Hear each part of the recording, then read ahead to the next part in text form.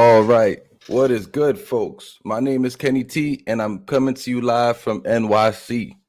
I am back to talk smack. No cap boxing. Let's keep it real. Let's talk smack with no cap. Let's speak boxing the way that it should be spoken. Let's not be crazy fanatics and overtalk shit. Let's not hop on crazy bandwagons and create narratives.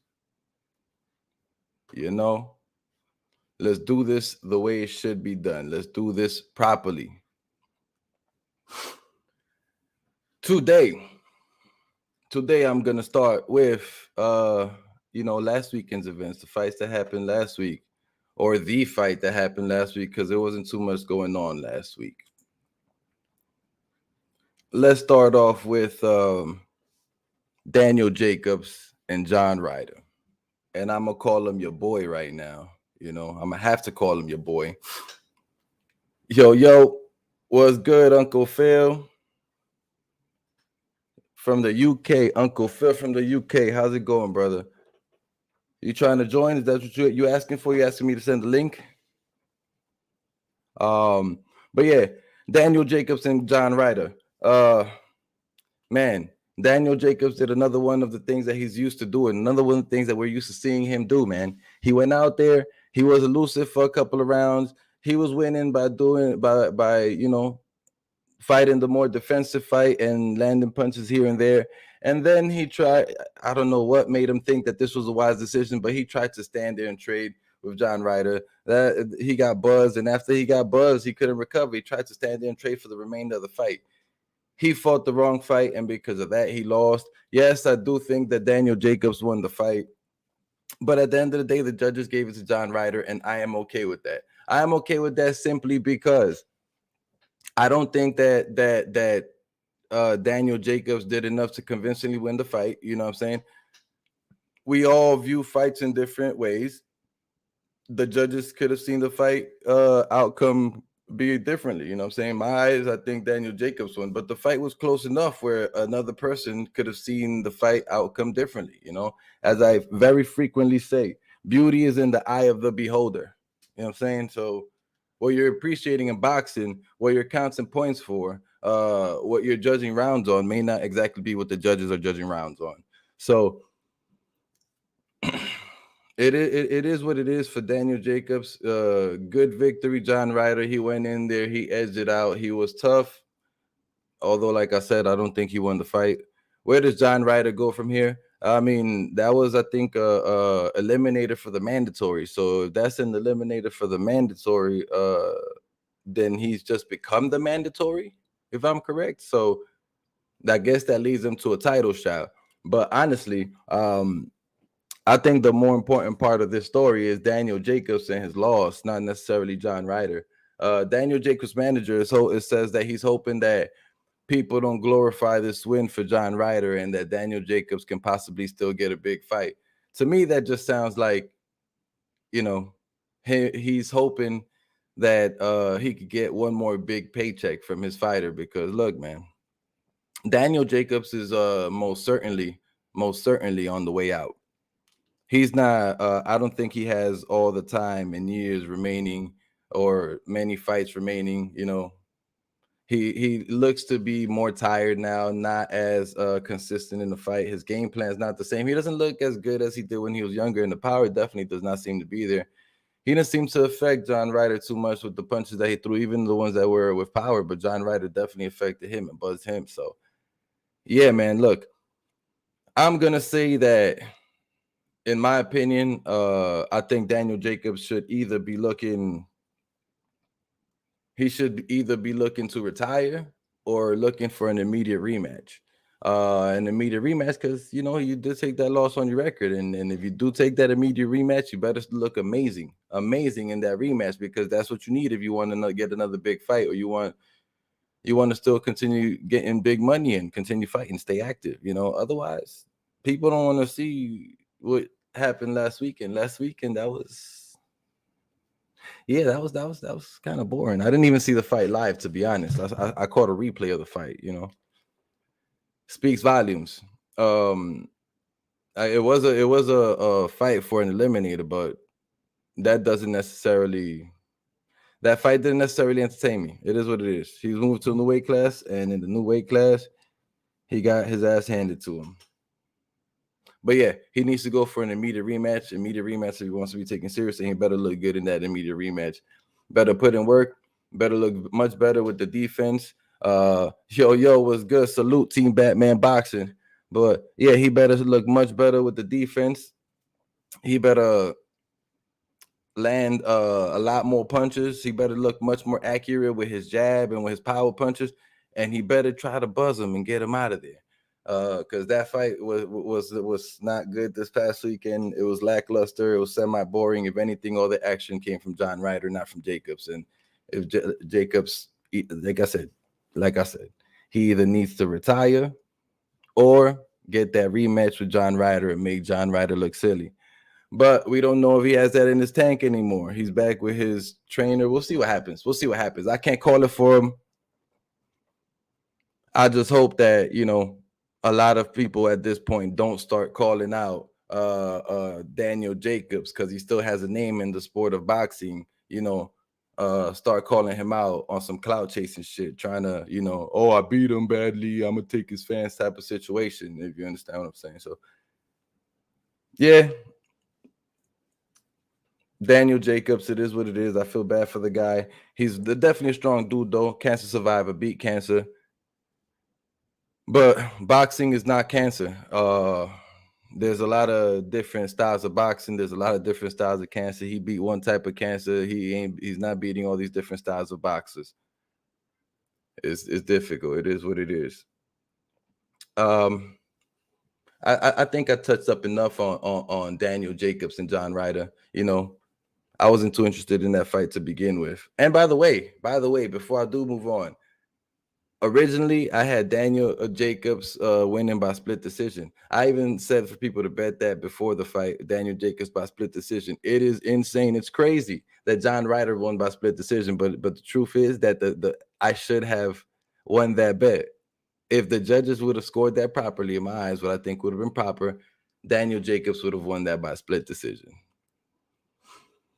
You already know. Moving forward.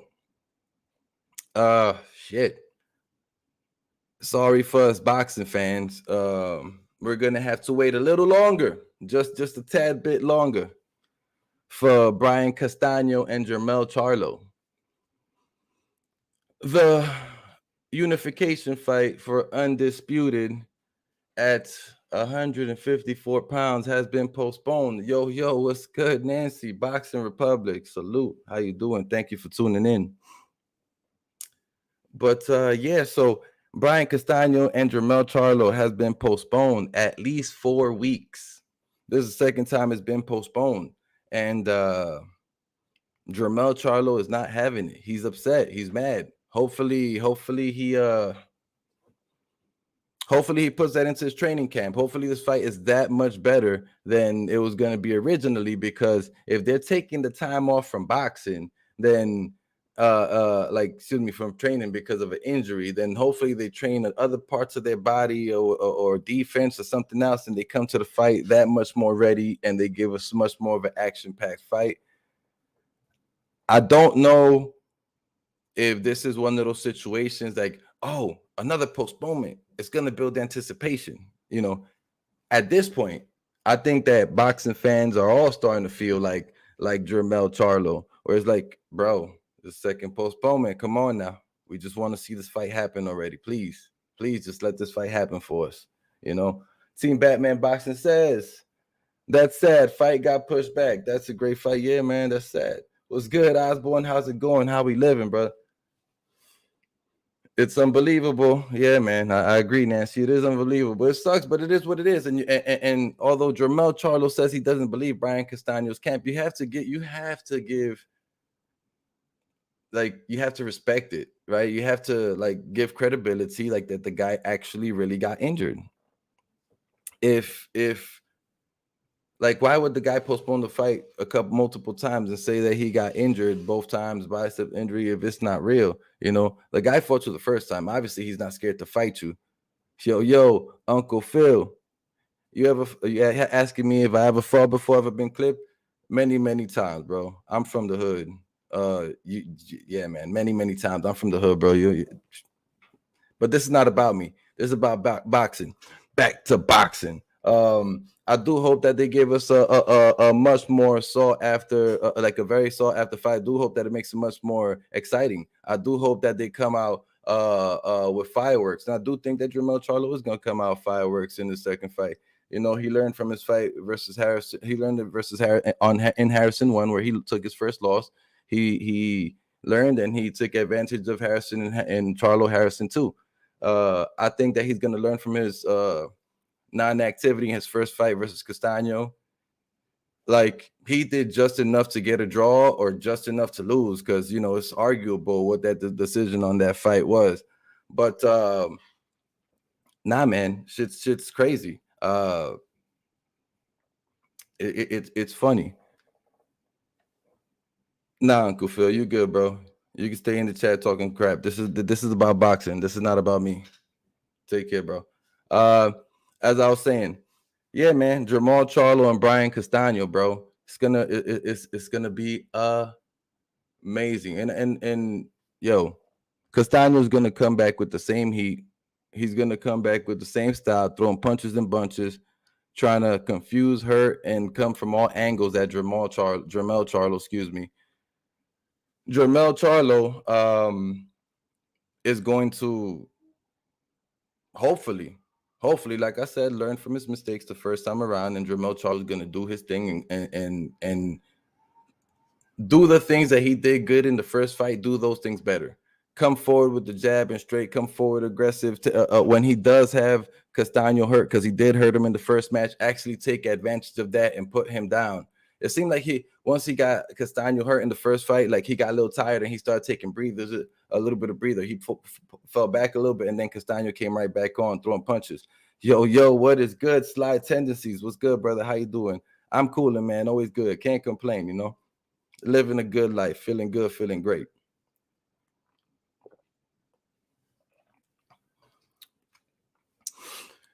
But yeah, it's been postponed at least 4 weeks. Charlo's mad. First time it was February 26th. Second time is March 19th. Now we're looking at sometime in April. If this fight was to happen the original date, it would have been happening next weekend, which is crazy. Yo, what is good? G Funky says, ignore that troll, Kenny. He just wants attention from another man. Yo, bro, I feel you. That's why I'm like, bro, come on, man. I don't need that. I'm from the streets. I'm talking boxing. I ain't talking about myself. I ain't talking about me fighting. Shit, stop playing. This guy's a clown. Charlo needs to use uppercuts more. He does need to use uppercuts more, but I think he also the multiple punch combination from different angles was the work best for him in the first round. He threw a jab followed with a straight, then he'll come with the hook and the uppercut. You know, keeping it random at like that is what I think is gonna keep Castaño at bay at best. Slide tendency says felt like Castaño got robbed, man. Man, look, a lot of people got that opinion. I agree with you, bro. Like I say, I feel like he did just enough to get a draw or just enough to lose the fight. Like, Castaño won most of those rounds, you know, arguably just because Charlo wasn't throwing enough punches. Boxing Republic says, Uncle Phil, please be respectful. Yes, I agree. If you're going to be here, be respectful. If you're not going to be respectful, you could be here anyway. Watch and hate and be mad behind the camera. I ain't sharing no link for us. So you come and trash my channel and make the people who are viewing and appreciating boxing annoyed. I don't got time for that, man. Stay over there. Stay in your channel. Go create a channel. Go create a channel. Talk shit about me on the channel which you create, bro. Not on my channel. Slide Tennis says, I know Charlo doesn't lose the second time around. Yeah, bro, I wholeheartedly, completely agree. Look, man, Charlo's going to come prepared. He's going to come with he had a gas tank last fight. He's going to have 2-3 gas tanks ready this fight. He's going to come double, triple as prepared as he did last time. You know, it seemed like he was gassing out in certain parts of the fight. I don't think that's going to be the case. I don't see that being the case this time coming forward. I think Charlo is going to train like he did or harder than he did for Charlo Harrison too. history repeats itself, and seeing that history repeats itself, my thought is history is going to repeat itself here. Charlo learned the first time he fought somebody and took a loss. He got a draw this time. He's going to learn this time. He's come back. He's going to be Castaño the second time around. Boxing Republic says, Kenny, you think that now that Charlo knows what to expect, he got the edge over Castaño? I do think he has the edge over Castaño. Like, I do think he had the edge over Castaño in the first fight. Not the edge as in he won. Like, he has the edge in terms of skill, ability, and like being able to transition and switch to different styles in the fights. But what he doesn't do, what he very often doesn't do, is doesn't throw enough punches, and that's what he did in the Castaño fight. He didn't throw enough punches. I think he's definitely gonna learn from that from the first fight. But then again, Castaño has the same edge. The only thing that we haven't seen from Castaño is we haven't really seen him change styles throughout his career. We've seen Castaño, pretty much do the same thing fight to fight, but he hasn't really had a reason to change because it's worked for him from fight to fight. It's worked for him for his entire career. So I don't know what adjustments Castaño is gonna do. I think I know what adjustments Charlo is gonna make. It's hard to tell who's going to win this fight because they're both going to, you would assume and think that they're both going to make tons of adjustments. I'm going with Charlo edging Castaño out in the second fight because, like I said, I think he's going to adjust. History repeats itself, and I think he's going to adjust. Yo, what is good, haplotype? How we doing? How we living? Let me start posting these up and showing you guys some love. Haplotype saludo. Let's see. I left some. Felt like it.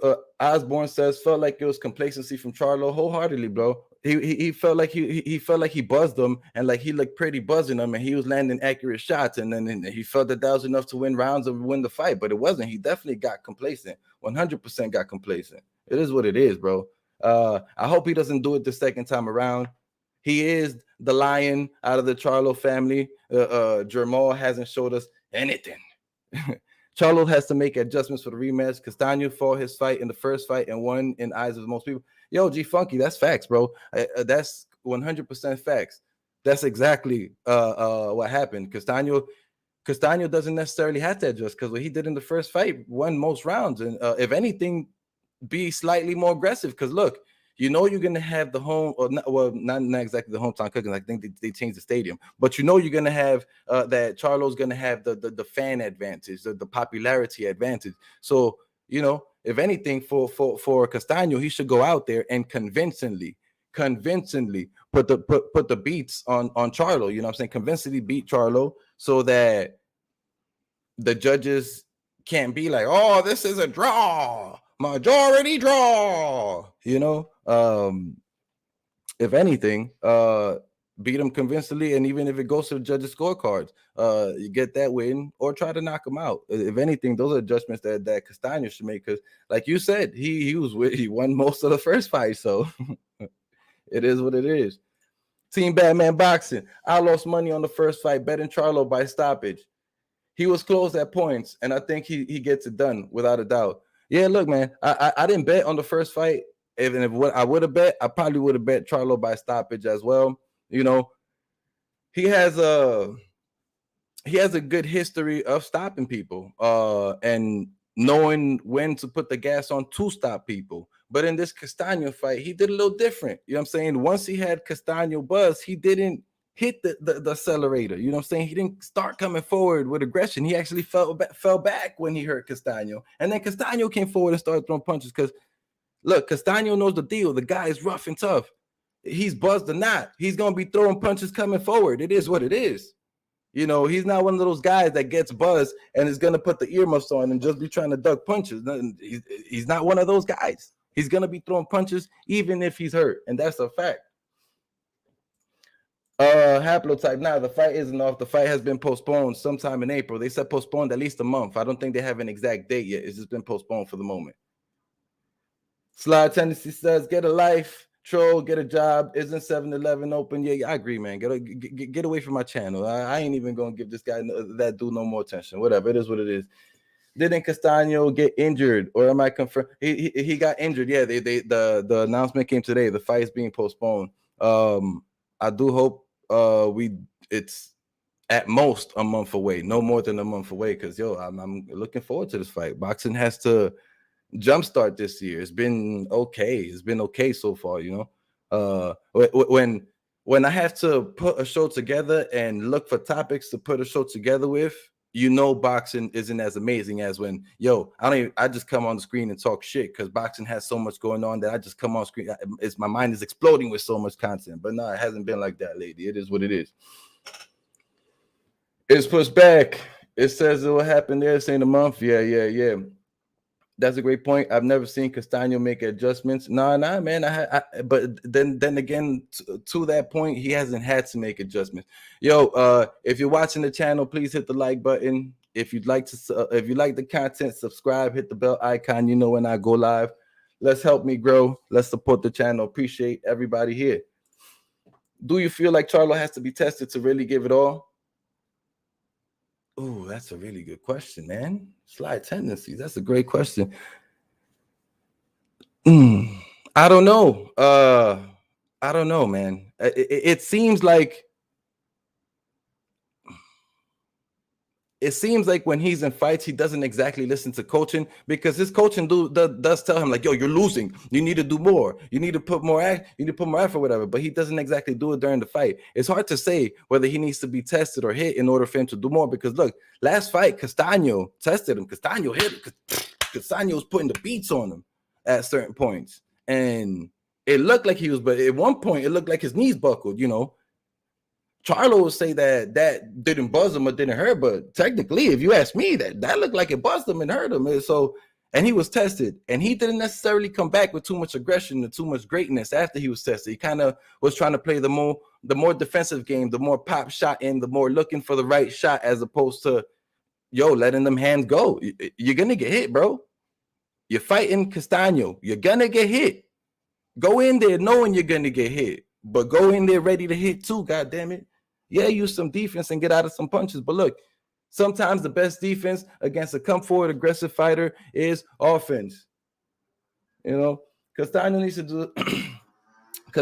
do the same thing, just more of it. Conditioning is key. He needs to keep the pressure on and not let Charlo get comfortable, in my opinion. Haplotype, that's facts. That's facts. If Castaño wants to win this second fight and not let Charlo repeat the history that Charlo is known to repeating, which is coming back after a loss or a close decision and learning from his mistakes in the first fight and winning, Castaño also needs to learn from this draw, because he's never had a draw before. And yeah, he also needs to learn from this draw, and he needs to come back times 10. That conditioning needs to be top tier, top quality.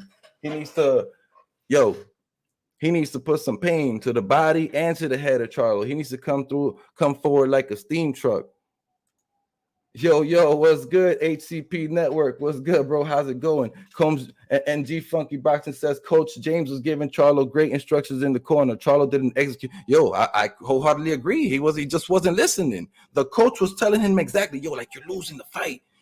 Let the hands go. Let the jab go. Let the right go. You gotta let more punches go.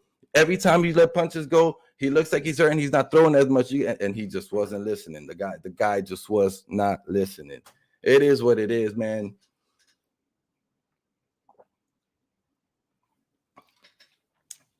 It is what it is. I hope we don't get a replay of the first fight. And if we do get an exact replay of the first fight, then give Charlo the L. Don't give him the home cooking judge scorecard. If the same exact thing happens again, Charlo needs to get his gracious L. It is what it is. It is what, and that's not hate. That's facts. That's truth. That's no cap. You know what I'm saying? All right. Salute, Nando. What's good? Yeah, man. There's only water in that red cup. You know what I'm saying? It's too early in the day. We can't be doing that. Red cups are big. They take a lot of liquid. It makes it easy. You know what I'm saying? It's not vodka. I promise.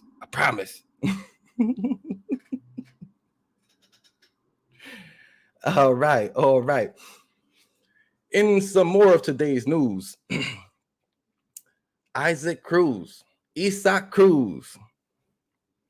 the guy who gave a great fight to Gervonta Tank Davis, is fighting one of Gervonta Tank Davis' past opponents next. That is Yuriorkis Gamboa. Yeah, man. I had to think very, very, very, very hard for the reason for this fight happening. I really had to think hard about it, yo, because I'm like, yo, but Issac Cruz could have fought so many people that just want the hype train. He could have fought so many people that would have given him more popularity or more fame or more money even than fighting Gamboa. Instead, he fights Gamboa. But you know what? Ryan backed out. And besides Ryan, there wasn't necessarily no other big name calling out for him. So I get it. I get it. You know, but what I think he's gonna try to do with this fight with Gamboa, yo, what's good? The GOAT Mario P, how's it going? You already know I'm chilling. I'm great. I am great. Feels like this might be Gamboa's last chance, bro. This is Gamboa's second last chance, third last chance, fourth last chance. I don't know how many last chances Gamboa was gonna get. Chicano Prophet was goody, bro. How we living? I don't know how many second chances Gamboa was gonna get, yo. Because my guy has gotten a lot of chances. If you ask me, Gamboa should have been retired a long time ago. You know, and you know, I think Gamboa is still fighting in the sport of boxing right now because he buzzed Terrence Crawford, right? Because then Tank Davis wanted to fight him. I think to, you know, do the whole, oh, well, look, Terrence Crawford, I knocked him out better than Terrence Crawford. But unfortunately, that didn't happen. He wasn't able to talk that smoke because Terrence Crawford put that man out of his misery. Terrence Crawford had that man dancing in the ring, doing all types of foreign dances I never seen before. Yo, Nancy says, salute to everybody. It's a party. It's a party. It's a party. It's a party. All right, let me stop. Pitbull finna do Gamboa extra dirty. Yo, seriously. Pitbull's gonna put in work. Pitbull taking this fight seriously. My opinion, Pitbull's taking this fight to go in there to gain more traction and more popularity. Because Pitbull's gonna go in there and he's gonna box Gamboa's head off. Gamboa's gonna try, but if his old body comes back to haunt him again, then yo, the ankle or the knee, he's gonna not be able to move. You know, whatever other shoulder injuries or whatever other injuries he's had is gonna come back to bite him in the ass. And Issac Cruz, young bull with a hard dome that takes a lot of punches and didn't even get buzzed against Tank. He kept on coming forward. You know, Cruz is the Tank, not Tank. You know, but yo, I'm telling you, Issac Cruz is gonna come forward and put in work and put in the beats on Gamboa. He's gonna try to knock out Gamboa and put in work in a way better style than Tank did against Gamboa. That's what I see happening. That's the only reason why I see that this fight was made. And yo, great matchmaking by Issac Cruz promotional team, because they picked the fighter that gives them the most reward while taking the least risk. You know, it is what it is. You got to appreciate the work of his team, not for fans, but for the boxer. I brought queso. Yo, if you got queso, let's make some quesadillas. You know what I'm saying? Let's get the party started. Gamboa is getting passed around. Gamboa's getting passed around the PBC like a neighborhood. Beep.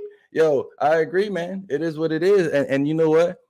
He's collecting some final paydays before moonwalking out of the sport with some type of money, a long record.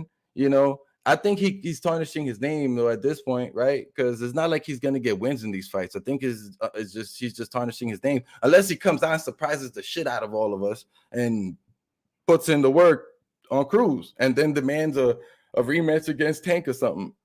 I don't see that happening. Whatever. Crawford beat Gamboa when Gamboa was called Baby Mayweather. Yeah. Crawford put work on that man. Crawford put the beep, beep, beep, beep, beep, beep. Yeah, man, Crawford is one hell of a fighter. People need to start giving that man his credit.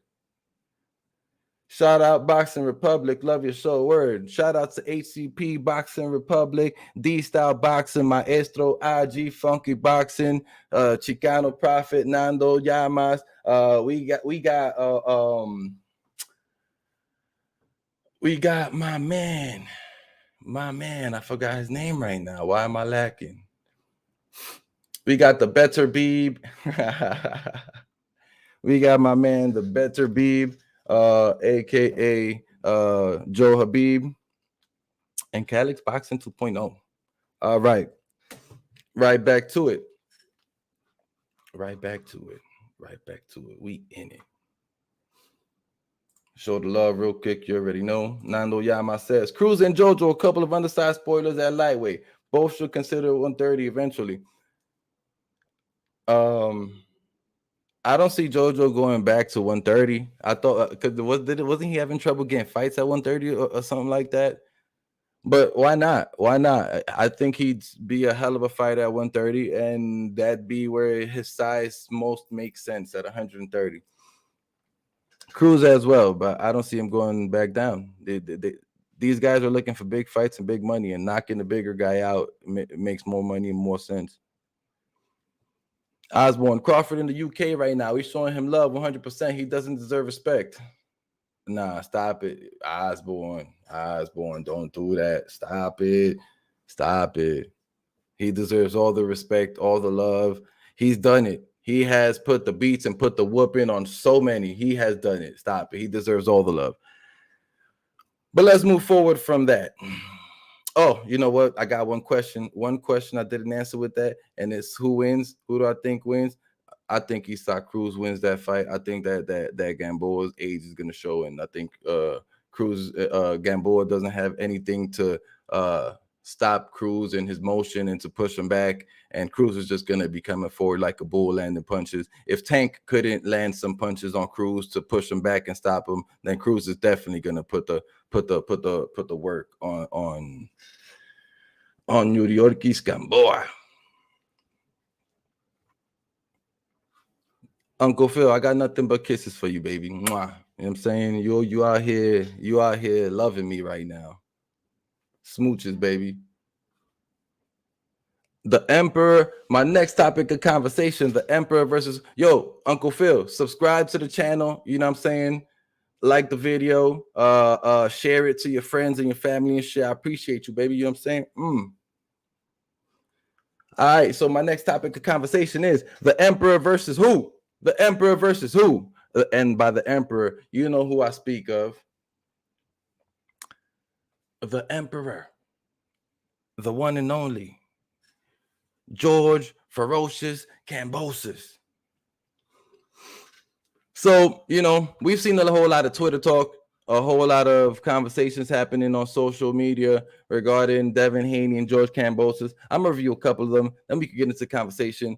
I'm getting tired of the talk and the conversation and all that stuff, but it is what it is. It's what these people do, and it gains traction for the fight for some people. Some people find it enticing, yada yada. Not for me. So here goes Cambosis. The best are fighting the best. Cambosis, Lopez, Loma. Why not accept Lou's offer then? We got to fight. Or you rather counter offer. Low ball, then lie and make it out like we don't want to spatter your face across the ring. Come back to me when you're serious, mate. Come back to me when you're serious, mate. Come back to me when you're serious, mate. I'm not that good at that one. Yeah, promoter never sent an offer, dumbass. My promoter was the only one. Blah, blah, blah, blah, blah, blah. And then Cappinger, as people call him, Cappinger, we all know Cap, and Cappinger is here, says something I agree with. The smart play. Take short money now if you have to, then get paid after you're the guy. That is a smart play. That's what Lomachenko is willing to do. But that's not what Devin Haney's willing to do. But you know what? Devin Haney has a lot of fans that protect him and what he got to say. But you know what? If anything, if you ask me, Devin Haney doesn't have any balls in his court. You know what I'm saying? Devin Haney, it doesn't have home court advantage. Devin Haney needs to chill. I'll tell you exactly why. The conversation is simple. It's a simple conversation. Devin Haney, 1 belt. George Cambosis, 3 belts. A side, B side. Devin Haney, shut the fuck up and sign the contract. It's simple. Everybody always wants to talk about money. I don't want to talk about money. I want to talk about who the best fighter is. Slide tendencies. Look, I'm definitely closing out the show with Kahn versus Brook. We going into that later. We definitely going into that later. Osborne says the Twitter talking so much. We all bro, I'm so tired of it. I'm so tired. Like Devin Haney, just stop it. Cambosis, he's been saying the same thing since the start. It's not like he switched his opposition. Devin Haney's the only one that looks like he's lying because he's the one that said, I'll fight you anywhere. I'll fight you in Jupiter. And then he comes out here saying, well, no, let's fight in the US. I don't want to fight in Australia, yada, yada, yada. Bro, keep your word. Be a man. Be a human being. Be a person. Be true to your word. Stop the nonsense. George versus Loma. Hope he enjoyed those belts. Yo, look. George Cambosis versus Lomachenko seems like the biggest possibility, if you ask me. Seems like the biggest possibility, because Lomachenko is a no shit type of dude. You know what I'm saying? He's gonna take the lesser money. He's gonna take whatever bullshit contract negotiations he got to take because he believes in himself. He's gonna go in and he's gonna try to put the beats on George Ferocious Cambosis. That's a fact. I'm no fan of Haney, but Cambosis don't want the work, in my opinion. I disagree. I think Cambosis is trying to fight everybody, whether he wins or loses. I don't think Cambosis is afraid to lose that. Oh, Cambosis is not like the rest of these American guys, or the rest of these American guys, or the rest of these guys that are out of the U.S. that are used to fighting with all these prize fights with all these stipulations and rules and nonsense. Cambosis wants to fight. He don't care if he gets an O in his record. He don't give a damn. It's pretty simple. One guy's went to travel and the other guy isn't. I agree. Loma looks like he's going to get the fight. Lomachenko is willing to do anything for them belts. Loma is that guy. Loma has the heart of what every boxer should have. He has the heart that every boxer should have. Unfortunately, it's not that way. You know, I don't think Devin Haney believes in himself. The sign the contract talk seems foolish. Devin Haney's the one that has signed the contract. As I said, Devin Haney is B-side. It doesn't matter whether he could win the fight, whether he thinks he could win, whether he thinks he's the bigger settler, whatever. He is B-side. Go to Australia and fight in whatever big stadium and make that money. Looks like Devin was getting shafted at first, but when he said he'd do it for the same price as Loma, I knew he priced himself out. Yeah, that's what it's been like. That's what George's been saying, that he's been pricing himself out to, and that they've been selling lowball offers. Like, yo, just sign the contract. You the B side, become the guy, and then ask for all them dollars. Stop the bullshit. Stop all the jokes. Loma taking those belts also. Yo, that's very possible. That's very possible. I think Loma will take all those belts as well. I ain't even gonna talk. Yo, look, but I'm not gonna say like that's my final outcome, final thought, final prediction, because I always go back and watch some detailed tape and really write some notes down before I decide I think is going to win and come back with a breakdown. I can't just be talking off my ass, but just off the eye test, I think that Loma probably does come out with that W. Slide, that's a fact. Haney told on himself. Yeah, Haney, man, whatever. Haney soft. He'll put the beats on them indeed. Yes, he will. When I seen Devin Haney's tweet, I thought the same. It makes no sense to me. Pricing yourself out when you've got the chance to get all the belts. Surely the money will come. Bro, Devin Haney's super young. Devin Haney is so young. Why are you starting to price yourself out and worrying about big dollars already? You already making big money. Chill out, bro. Go get them belts and then demand even bigger money. Go become undisputed. Go put your name on that list of 6 or 7 people in the history of the 4-belt era that have become undisputed, and then go ask for bigger money. Become the guy and then ask for bigger money. Stop the nonsense. Cambosis does his game. I like him, but I really don't see him beating Loma. I mean, it's possible, but you never know. Look, nobody saw Teofimo Lopez beating Loma. Look what happened there. You never know. Look, styles make fights. You can train to be certain people. Doesn't mean that the game plan you create to train is gonna work, but yo, it could work, and you never know. George Ferocious Cambosis came and he shut everybody up versus Teo. Anything is possible. This is the world of boxing. When you think about the restrictions and everything that it entails to travel outside of the country and have everything in place from vaccines, visas, etc., confirmations need to happen ASAP. Yeah, they need to stop playing games. That's why I honestly see the Loma fight happening, and that's gonna suck because I'm a big fan of Undisputed. I would love to see somebody become Undisputed to stop the nonsense. It's gonna suck if Cambosis gets beat by Loma, although then we'll get a Loma Haney undisputed fight, unless Haney is still with the same shit, pricing himself out, talking the same nonsense. But you know what? If it's against Loma, Loma's gonna be like, you know what? Although I'm the A side, and I deserve to have the big money, what we gonna do it here? We gonna give you everything you want. Because after this, I'm taking your belt, I'm taking your fame, your fams, I'm taking your O, I'm taking your heart, I'm taking everything you got, god damn it. You know, yo, my guy, Maestro A Boxing is in the building. What is good, brother? What is good? How we doing? How we doing? You already know everything's good out here. I like Loma, but why put him back on his pedestal? He's not untouchable, proven twice. I mean, yeah, it's proven he's not untouchable, and I don't think anybody's putting him in a pedestal. I just think that he has a style that's very difficult for a lot of people to beat, and he has that heart. He makes people believe in him. The way he believes in himself, he makes people believe in him. You know what I'm saying?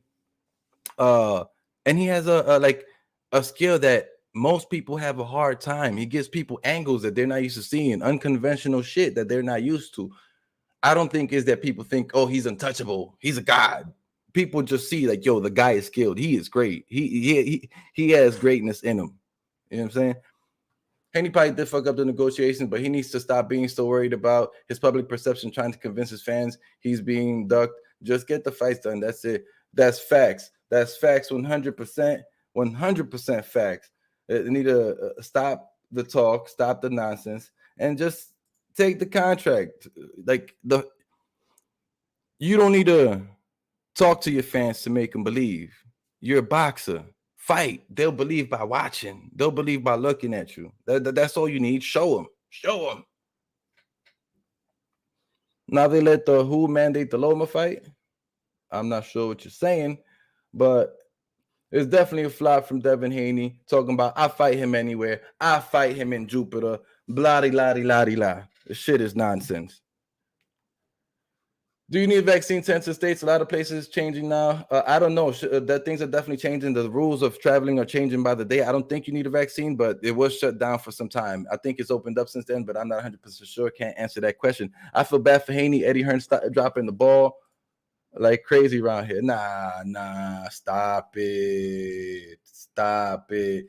It's not my guy, Eddie Hearn. Stop it. Eddie Hearn has to do what the fighter wants to make the fighter happy. You know what I'm saying? If Eddie Hearn says, yo, I'm going to send this contract over, and the fighter says, nah. I'm B side. Yo, I need more money. I'm A side. I need more money. It didn't change it, make it more, then Eddie Hearn got to do what it is. I can't blame Eddie Hearn on this one, man.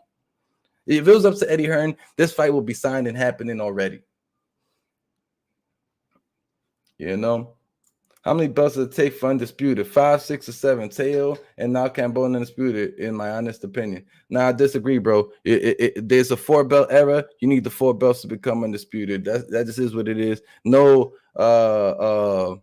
WBC, whatever it is, Diamond or whatever the designation is. That doesn't make you Undisputed. If any of these nigga Cambosis fight, then he should move up to get the bigger fight. So at 140,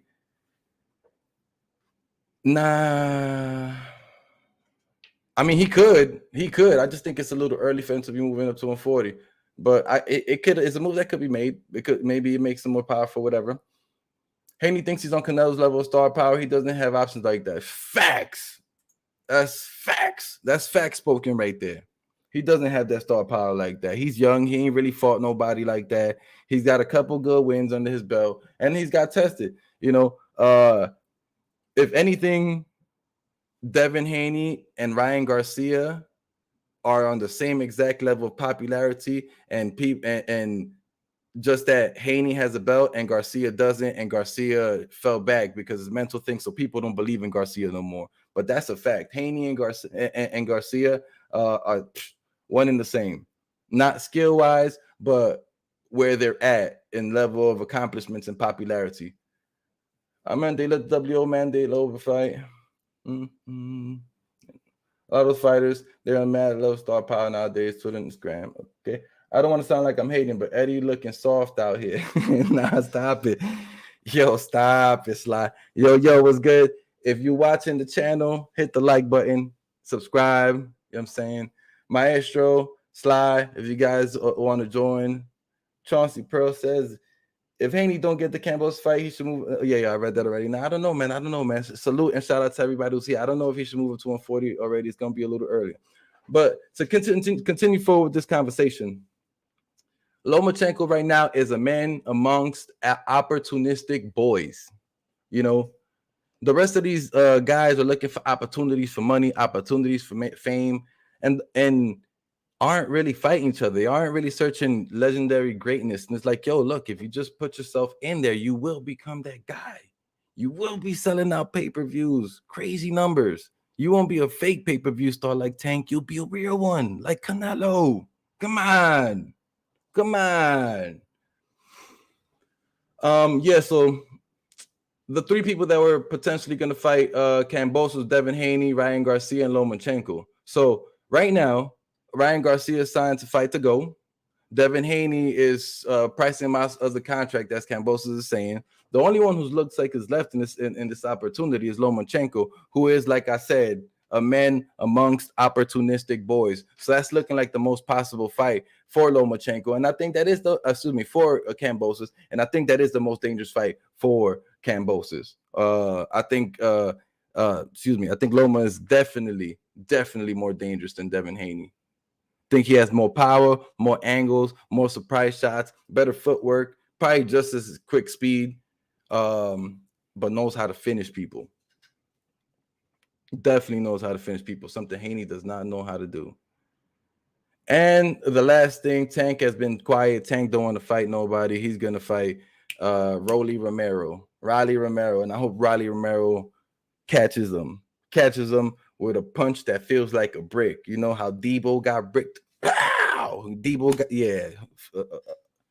gets hit with a right hand that feels like a brick. So we get rid of this fake pay-per-view star and all this nonsense, and maybe hopefully then he starts fighting people.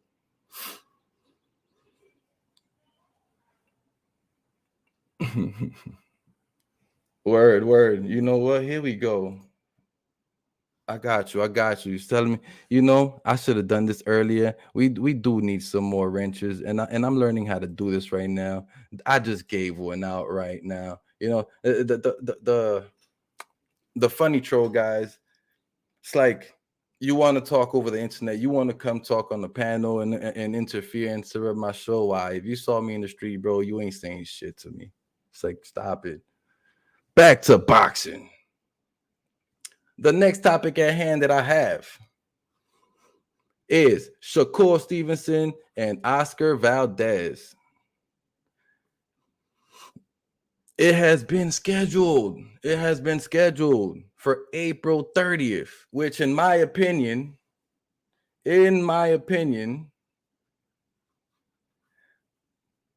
we passed this one, so I'm gonna leave that alone. In my opinion, this is Bob Arum doubling down, tripling down on his stance on women's boxing and on his comments which he previously gave about women's boxing. You know what I'm saying? So, you remember he previously said that, I had it on the show. I read his exact quotes, something along the lines of women's boxing not being as important, as good as what the fuck is going on?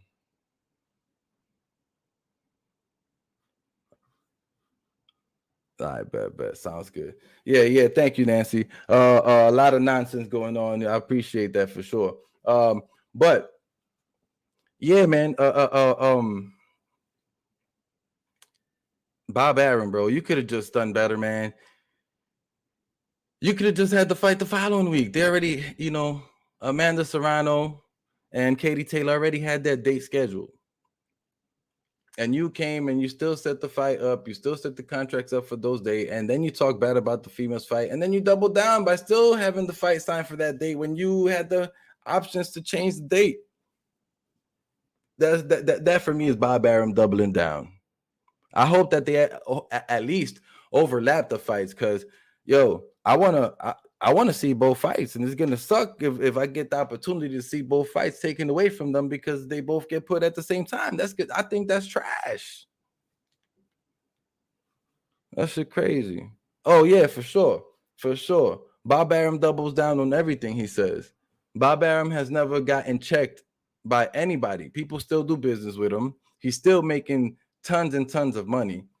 He still has shitloads of boxers that are minorities under his stable because of the power that he has and the power that ESPN Top Rank has in the sport of boxing. It is what it is. Bob Arum is going to continue saying whatever he wants when he wants at all times, no matter what.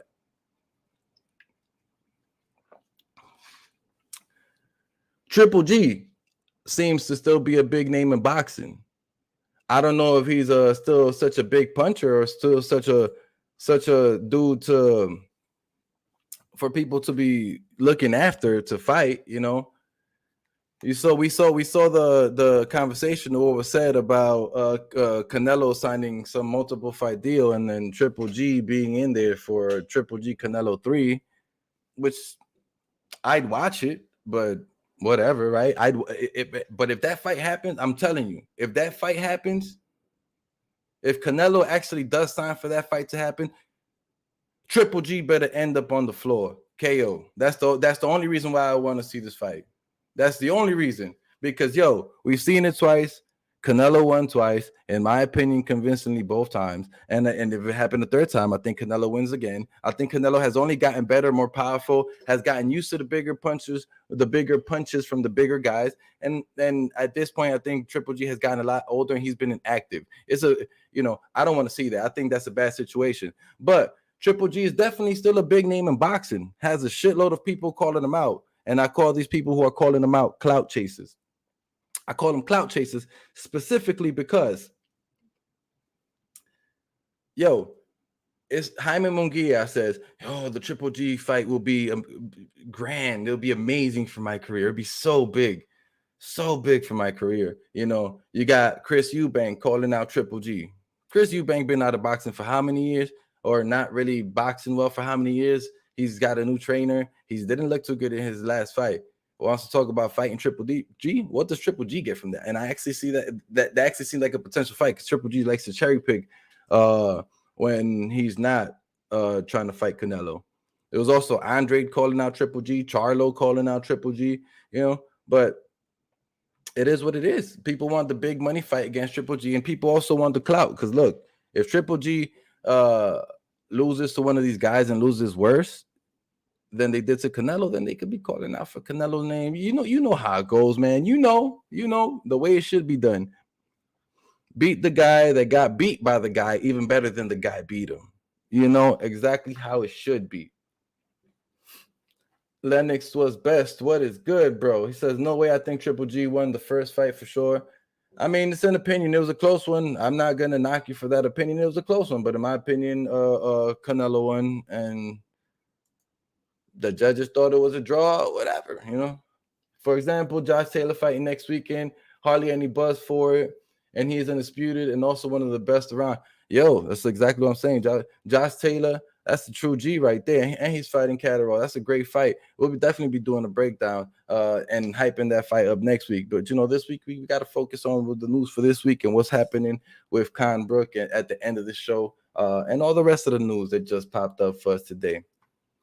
Triple G just been making the zone and his marks for years. Yeah. I agree. Milking, excuse me. Making money from them. That's exactly what he's doing. And he's only getting older. So And he's going to continue milking as long as he can, or at least until someone hurts him bad or anything like that. And people want to milk that same money that Triple G's milking. Not only that, people want to clout chase. People want to take his fans. People want to be like, yo, I beat Triple G. Canelo didn't beat him, but Canelo didn't knock him out, but I knocked him out. I beat him better than Canelo. Canelo was good. Big money fight. Us two next. Let's do it. You and I. Mano a mano. You know? Enough about Triple G, though. Just had to mention, like, so many people calling his name out recently. It just sounds crazy to me. Like, why is his name getting called out so much? The guy hasn't really been active like that. And you know what? The fight against Murata is going to be a difficult one for him. So let's see that first, and if he even comes out of that one. Oh, I don't want to talk about that one. Lennox was, that was disgusting. He asked, did I talk about Engel drinking that sweat? Nah, man, that's disgusting. What he got from drinking that sweat? Yikes, that was disgusting. That man was crazy. He ain't even get paid for it. He willingly drank that sweat. Yikes, yuck, disgusted. I wasn't even drinking nothing. The guy drank the sweat. I'm like, bro, it was horrible. All right. Now to our second to last topic. Jaime Mungia versus Demetrius Ballard happening this weekend. The main card is happening on the Zone at 9 p.m. The main events the walkout will be around 11 p.m. and this will take place on the Zone. Jaime Mungia versus Demetrius Ballard. I don't know if you guys seen Demetrius Ballard fight. We've all seen Jaime Mungia fight, so I'm not going to focus too much on talking about on Jaime Mungia. I'm going to talk a little more about Demetrius Ballard and the matchup and how I see this matchup and how I see this matchup going. I said drinking because I just read this shit again. Yeah, so moving forward. Yeah, man, Demetrius Ballard.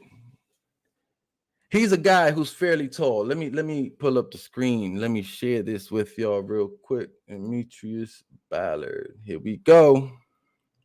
You already know. If you're coming to watch no cap boxing, you already know we're gonna have tail of the tape for you for the upcoming fight. So let's get it. So this weekend we got Demetrius Ballard versus Jaime Mungia.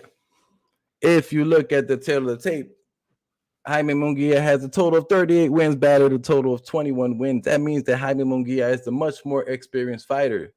Both of these guys come in with 0 losses. None of them have tasted defeat before. That's a big difference. 30 knockouts for Jaime Mungia, some of them which have been gifted to him, and a lot of them which were at the lower weight class. 13 knockouts for Demetrius Ballard, the less experienced guy with less fights. 0 draws for both fighters.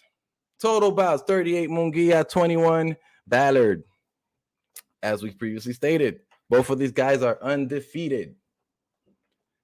Then the KO ratio, 62% Ballard, 79% Mungia. The height, they're both 6 feet. That's pretty good. They're both tall fighters. Now, the one thing that I'm upset about this tail of the tape is that Jaime Mungia's reach is not stated. I went everywhere. I even went to BoxRec to find his reach. I was Googling to find his reach. It doesn't state it anywhere, which doesn't make sense. The guy's a professional fighter with 38 fights. How do we not know his reach? Knowing his reach plays into my predictions. They're playing games. Stop playing with me. They should have had the reach listed right here for Jaime Mungia, but they don't. Whatever. But continuing forward, they are both orthodox. They both fight orthodox. That means they're both right-handed. They both fight from the right-handed stance. And they're both young guys. Demetrius Ballard being a little older than Jaime Mungia. So, look, man, I saw a lot of tape regarding both of these guys before. I'll leave the tail of tape up there for you guys to take a look at while I speak. But, by the way, got to shout out FightNights.com. They always supply me with my tail of the tape. Eventually, I'll start creating my own.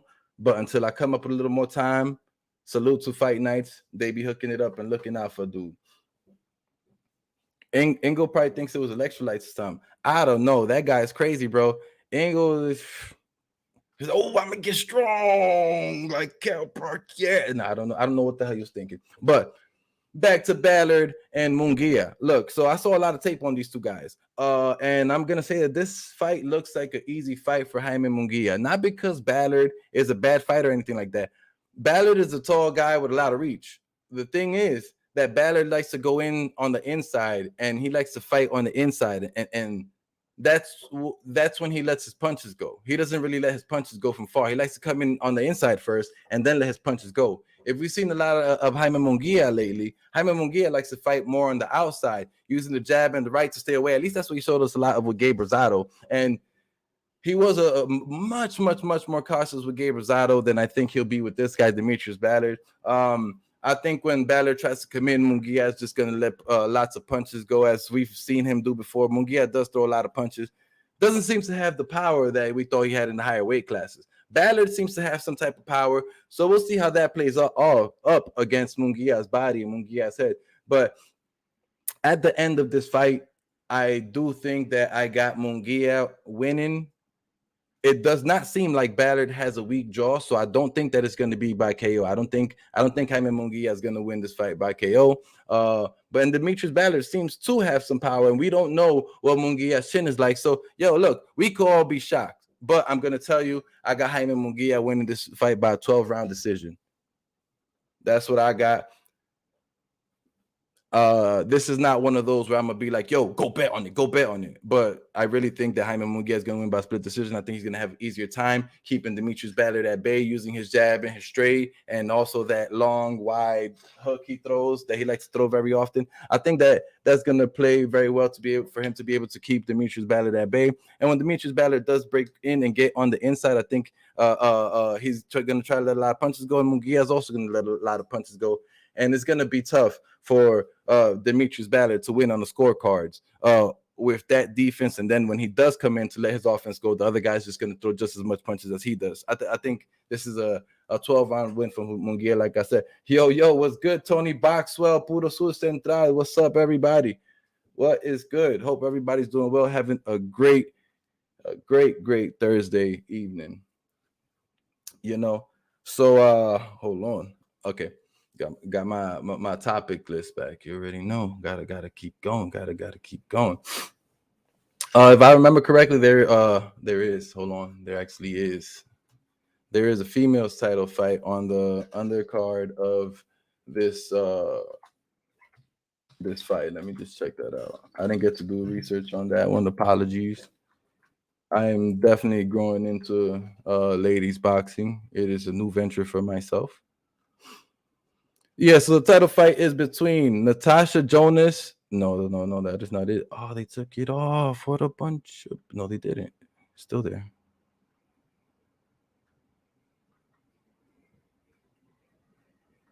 Am I missing something? That is it.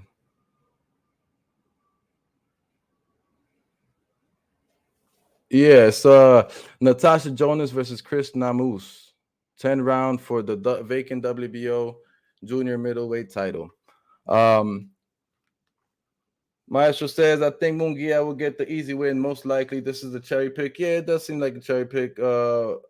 I do think that Ballard has more chances than Gabe Rosado, though. Who did everyone pick for Kahn Brook? I'm going into Kahn Brook next right now. I have a lot to say about that one. I watched a lot of tape on that one, so we could definitely get the conversation going about Kahn Brook. I think Rosado. Oh, I just lost it. Where'd that go? I think the Rosado fight was good for Mungia. The experience toughens them up when they really need it. I agree. It was good experience. I do think that he should have let his hands go a little more. He was a little tentative in that fight. 100% Tony. Everyone, including myself, thought Canelo was protected and overrated until he wasn't. Canelo was protected and overrated when he was extremely young. I didn't think that too long. Natasha Jonas moving up in weight might lose this fight, but I think her opponent needs to get the KO to win, with Jonas being the home fighter. I hate the controversial shit like that happens like that in boxing. That excuse me. The home cooking controversial stuff. I hate that. Like, yo, Whoever won the fight, won the fight. Let them win. What's good, Samster? How you doing? Says Kenny, my man. Glad you're doing your show a little later in the day. I missed many of your shows due to work. Yeah, man, 5 o'clock is my mainstay now. That's going to be my time. Whenever I go live, it's going to be at 5 o'clock. It's the best time of the day. Allows me to settle down, create a show. Allows me to take care of some stuff myself, and allows everybody else to come out of work and join in. If you are currently watching the show, hit the like button, subscribe, show me some love. Help me grow, help us grow. Let's grow together, baby. Let's make this happen. And now, for the ending, we go to what we've all been waiting for. What we have all been waiting for. This is going to be a hell of a fight here. Who would you like to see Mungia fight next?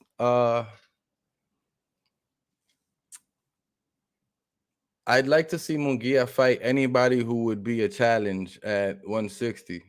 He's been fighting like tune-ups and tune-ups and tune-ups and tune-ups and tune-ups and tune-ups way too long already. I think that he should be looking to get in there for a title, even though I don't necessarily see him winning for a title. You know, I don't think Mungia is that great. I really don't. It just is what it is. Yo, yeah, that's right. That is right. Don't forget, folks, tonight is the round table. Tonight is the round table at 8 p.m. Eastern time on my Astro A Boxing. I'll be a guest host. Tune in. We got a lot of good topics. We got a lot to talk about today. It's going to be a great conversation. But yeah, I would like to see Mungia fight for title, although I think he'd lose anybody that he'd fight for a title at 160. But it is what it is. If you're going to be boxing, you got to be great. You know what I'm saying? If you're going to be getting the publicity and popularity that Jaime Mungia is getting, then fight the fights, fight the people. Stop, all these tune-ups and tune-ups and tune-ups and tune-ups. Team Batman Boxing says, I'm actually hyped for this. I mean, I hear you. I think it's going to be an action-packed fight, but I wouldn't say I'm hyped for it, I've got for Brook and Kahn. Yeah. See, I'm hyped for Brook and Kahn. I'm hyped for Brook and Kahn. We're going right back to Brook and Kahn right now. That's what I really want to talk about. So on my screen, we got the stats for Brook and Kahn. I always thought Kahn would cause Mayweather serious problems. I don't know. So here we go. What everybody's been waiting for. What I'm waiting for. What we all waiting for. This is lots of excitement for me. Because this is gonna be a hell of a matchup. Like I said last time, they both gonna let their defenses go. There's gonna be times where they both trade and they both just go bananas, letting punches fly. So here we go. Tail of the tape. Let's get to it. Amir Khan and Kell Brook. 34 wins for Amir Khan. 39 wins for Kell Brook. Total. I'm gonna skip a little bit. Because I just want to go to total bouts. Total bouts is 41 for Kell Brook and 39 for Amir Khan, which means Kell Brook is more experienced in the pro ranks. 5 losses for Amir Khan, 2 losses for Kell Brook. Amir Khan has fought some big names, and so has Kell Brook. And Kell Brook's losses came to 2 great fighters. Amir Khan his losses have came to some great fighters, some okay fighters too, whatever.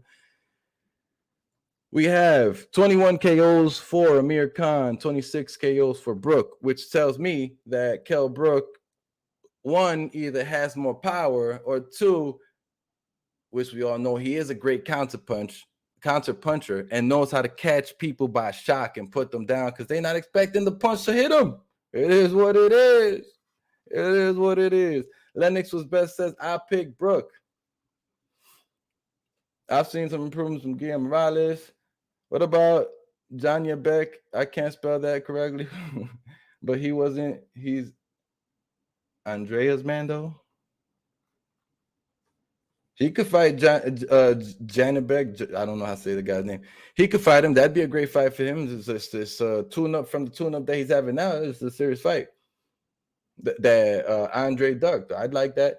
Samster could also use the Hogan fight as a measurement. It would be a great fight. Yeah, Hogan put the beats on Mungia got gifted that fight. That's a good fight for both Tony Brook and some kind of fight. Huge here in Manchester. Yes, it is a huge fight.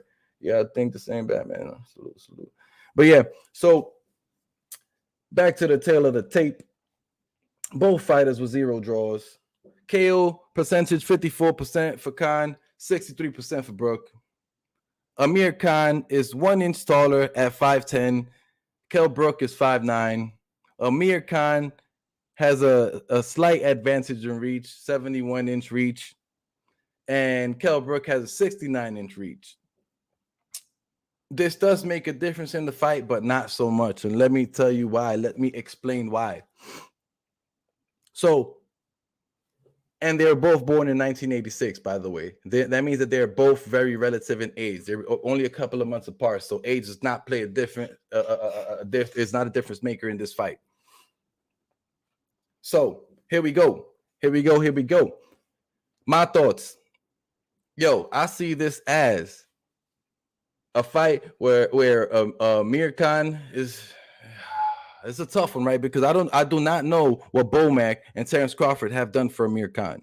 They're talking big about Amir Khan. They're bigging up Amir Khan, which kind of makes me believe in Amir Khan because I believe in Bomac and I believe in Terrence Crawford. The thing is though that Amir Khan is an older fighter. You can't teach an old dog new tricks. It's as Mike Tyson said, everybody has a plan so they get punched in the face. That goes hand in hand with it. You can't teach old dogs new tricks, right? So he's going to go in there with his new tricks and think he's going to be doing his new tricks. And he's going to get punched in the face and he's going to go back to the same old Amir Khan. And if you don't know what I mean by the same old Amir Khan is, he comes forward, he throws like 3, 4, 5 punch flurries at top speed, leaving his head upright and straight, ready to get his chin punched in. I don't know if Bomac was able to change that up. I don't know, man. It's hard. It's hard to tell if Bomac is gonna be able to change that up. But I believe in Bomac and Crawford, so it's a difficult one for me. Like, what could Bomac and Crawford change in Kahn that can make Kahn better? They can make him go in there a little more defensively and use a little more head movement and not just keep his head straight up. But I don't see that happening.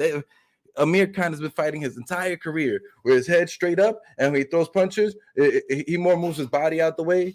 He doesn't move his head in any type of way. He just moves his body out the way, and then he comes forward with his head right into space and throws straight combinations of very fast, straight punches. Yo, Kahn is a great counter puncher. His timing is amazing. That speed is going to play a factor early on, if you ask me. But Joe, I think that Brook is going to counter punch him lovely, right?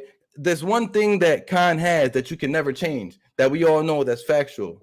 Kahn has a weak chin. We all know that. He's gotten hit and buzzed by and knocked out bad by quite a few. And we've seen him quit before. Brook, you know what? We've seen Brook quit before too with the eye thing against Errol Spence. But you know what he also did against Errol Spence? He fought 8-9 rounds or 8 rounds, 9 rounds, whatever. And he fought pretty damn good until he got knocked out. So, yo, look, counter puncher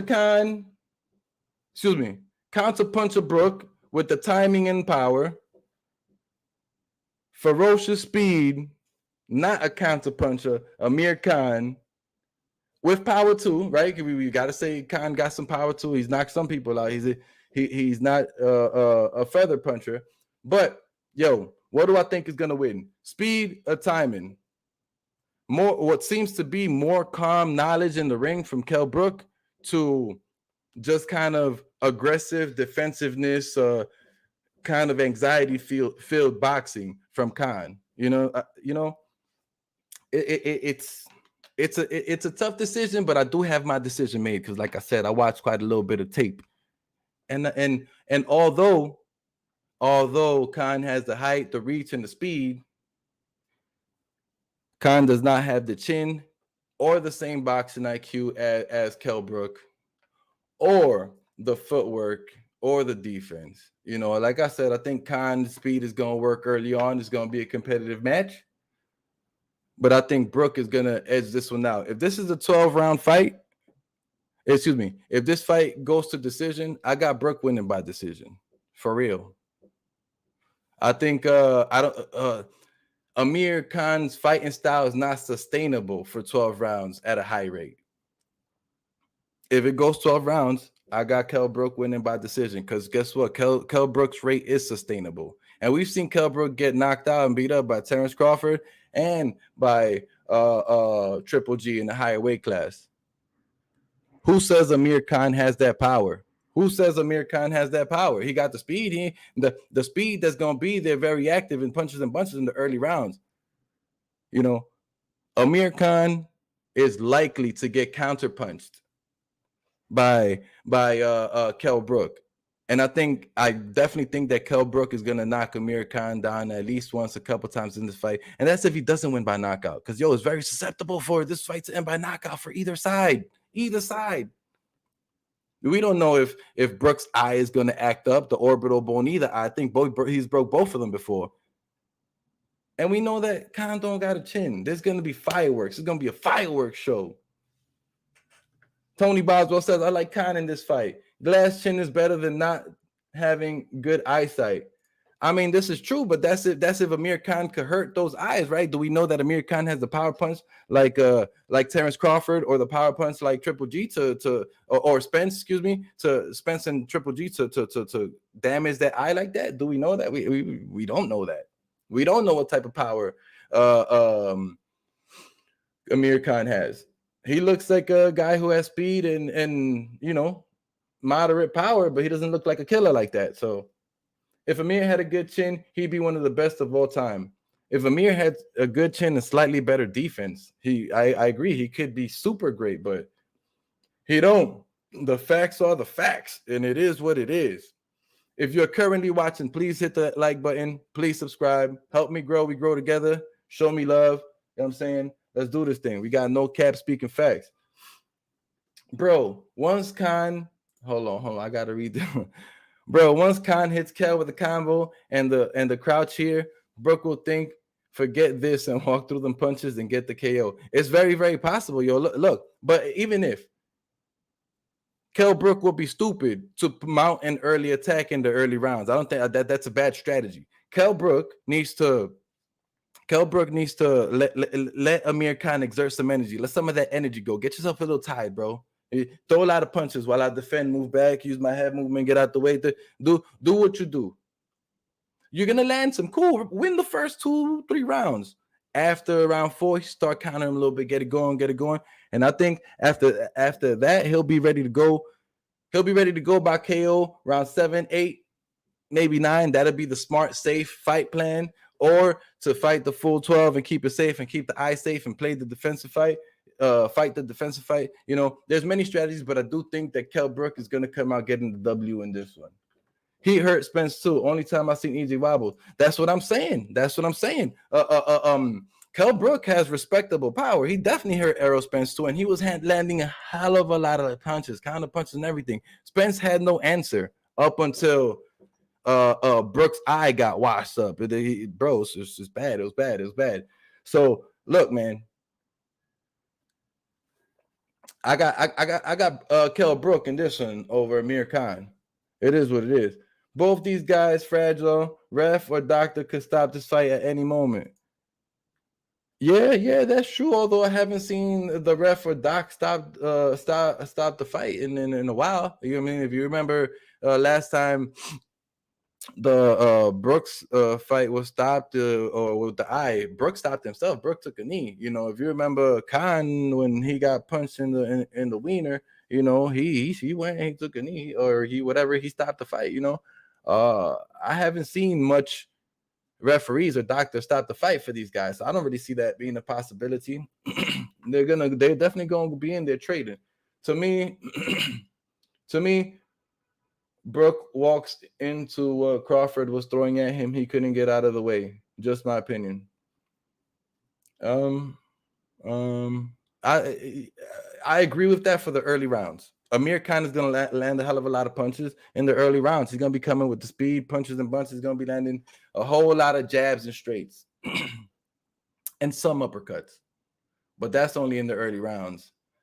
Once his punches start slowing down, it's going to be a bad thing, man. I'm telling you. Once the punches start slowing down, it's going to be a situation where it's going to be counterpunch heaven for Brook. Counterpunch heaven, you know. I don't think Amir Khan's fighting strategy is sustainable for 12 rounds. And if Kell Brook is smart, which he does have a very high ring IQ, he's not going to go in there with full force and fury in the early rounds. He's going to let him do what he got to do and get tired. I know that there's a lot of beef and emotion involved in this, but at the end of the day, this is boxing. This is for big money. This is for career. This is public. Be smart about it and fight the smart fight and beat him up in the early rounds. Don't try to put him out in 1-2. That'd be stupid. Amir Khan has accurate punches and can get to the body pretty well. Yeah, I agree. It's just that Brook also has very accurate punches, man. Brook, if anything, Brook is more accurate than Amir Khan, because Amir Khan throws a lot of punches with speed, and a few of them land. The rest of them usually get blocked or people get out the way by that point. Kell Brook lands at a higher percentage because he tries to land every punch he throws. He doesn't throw away punches. Like, he doesn't really hit people with the psych. Like throw the punch up, go right at. He doesn't really psych people out like that. So I see him having a very high accuracy, very good punch output, and I see him being the more accurate kind of puncher and stopping Amir Khan, who's going to have more punches landed, but I don't think his punches are going to be as effective, man. I can't think of one fight Kahn has been losing before losing the part from the crowd. Yeah, man. Kahn, that's what I'm saying. Kahn usually wins the early rounds in most of his fights because his abilities are very hard to combat in the first fights, and then whoever he's fighting usually catches on, gets used to what he's doing, gets used to the game plan. And also, Amir Khan slows down towards the later rounds, and then he usually gets himself knocked the fuck out, unfortunately. Kahn was schooling Canelo into a 6th round KO. He was putting it on Canelo. Kahn is a part-in fighter. I'm not sure what that means. Lennox was best. No, he wasn't checked. He wasn't checked. The Kahn be back to scorecard. Kahn was missed more than ever at that point. Batman, you claiming Canelo was up on the scorecards before he won, and if that was then, it was a fix. Nah, man. Kahn put a lot more work on Canelo than anybody ever thought Kahn was going to put, and it is what it is. Kahn has shown that he is a good boxer with a lot of skill, but Kahn has shown that he just can't last and he can't get these wins against the top quality opponents. It just is what it is. By the way, this fight is going to happen at a catch weight of 149 pounds. Does this fight really do anything for any of these guys' career? Not really. I mean, I guess it solves their beef, so they could be like, yo, I'm better than you, and you can't say nothing, or, oh, I'm better than, or whatever. But it doesn't really do anything for these guys' career. If anything, I think that the winner of this fight should fight against Keith Thurman. Because, like I said, I think Keith Thurman needs to tune up to the tune-up. He needs to stop that. I want to fight Terrence Crawford, rah-rah. Terrence Crawford will kill Keith Thurman right now. And Keith Thurman needs to stop it and build up and get back to when he was at.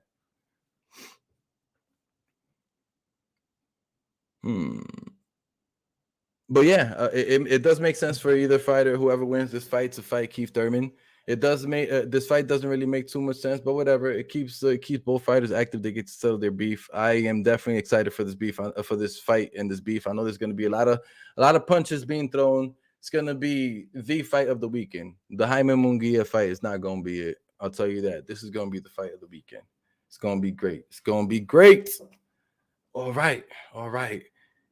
One last time, I'm going to ask you guys to like the video, subscribe to the channel if you haven't already.